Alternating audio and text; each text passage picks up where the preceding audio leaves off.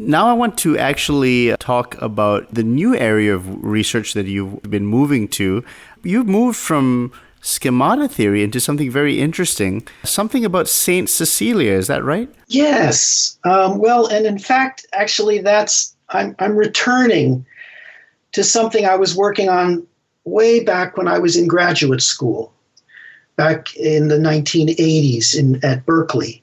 We had several professors there who were very interested in Renaissance music, including Anthony Newcomb and Joseph Kerman. And I took seminars with both of them.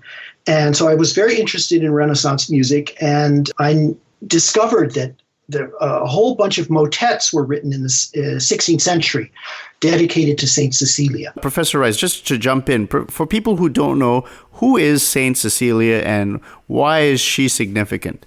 Well, she was a legendary figure. We don't know if she even existed, but she was Christians in the Middle Ages and the Renaissance believed that she was one of the principal virgin martyrs. She lived in ancient Rome, and that she married she was devoted to Christ, but married a young man. And on her wedding night, she told her husband that she had an angel, a guardian angel, who would kill anybody who slept with her. And so she was warning her husband, you can't have sex with me or you're going to die. And so he then converted to Christianity, and he agreed to, they lived together as a married couple, but without having sex. And she converted a big bunch of other people to Christianity. But I guess the important point for this discussion is that she had absolutely nothing to do with music. The only connection with music is that there's a description of her wedding where it said that while instruments were playing, the instruments that were celebrating the wedding or the wedding feast, while the instruments were playing, Cecilia prayed to God alone. And that phrase, this cantantibus organis, means while the instruments or while the organs were playing, that phrase then became associated with her. And later on in the Middle Ages, when artists needed some kind of a symbol to help people identify Cecilia, they took the organ. They had her holding an organ or standing next to a little organ, a little portable organ, and that's how she became connected with music. It's a strange story, but in the Renaissance, then composers started to basically were inspired by these artistic representations of Cecilia with an organ and started to write music in her honor. And composers musicians adopted her as their patron saint. Can you give examples of some musicians who were the first ones that we know of that started to use her as an inspiration?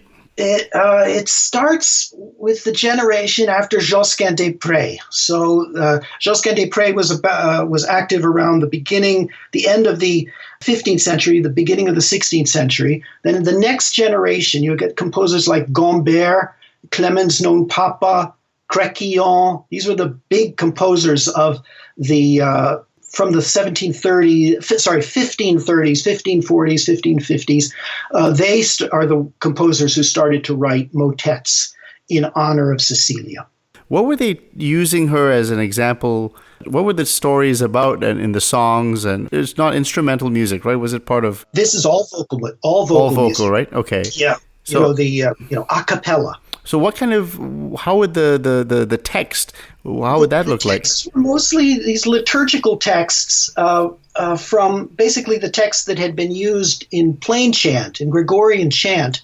And those texts were mostly borrowed from this original, the so-called Passion of St. Cecilia, the original story, legend of St. Cecilia that goes back to possibly as far back as the 5th century.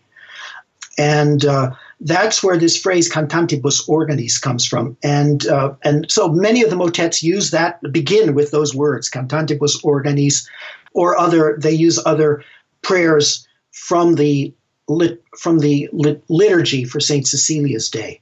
So yeah, they don't. Then there are a few, the ones that kind of reflect the newest understanding of her as a patron of music. There are a few new texts that actually refer to Saint Cecilia's Day as a day when musicians celebrate her by singing, especially. And so many of these motets, I think, were actually written for musicians to sing as part of their celebrations of Cecilia's Day. Where was that phrase found again? The Passion. The Passion of Saint Cecilia, Passio Sanctae Ceciliae. Now, why do you think she really resonated with the musicians? Well, it was. I think it was the ubiquity of these pictures that you find in medieval manuscripts of Cecilia with an organ. When did organs start to come into the world of music? Oh, they go way back to antiquity. Wow. To ancient Rome. Yeah. No kidding. Yeah. And in the Middle Ages, you see a lot of images of these portable organs that you could hold. You have it positioned on your thigh, and you'd have to pump the bellows with one hand and play the keyboard with the other hand. And that's a portative organ, and also positive organs, the ones that you put on a table, were I think quite common already in the late Middle Ages and Renaissance. How widespread was she once they started to take her on as an image and started to use her? Well, this whole association between Saint Cecilia and music seems to have started in the Netherlands, in what is now Belgium, the Low Countries, Belgium, what is now Belgium, the Netherlands. And so a lot of the earliest music written for Saint Cecilia was written by composers that were active in that part of Europe. Then later in the 16th century, the interest in Cecilia spread to other parts of Europe, including Italy.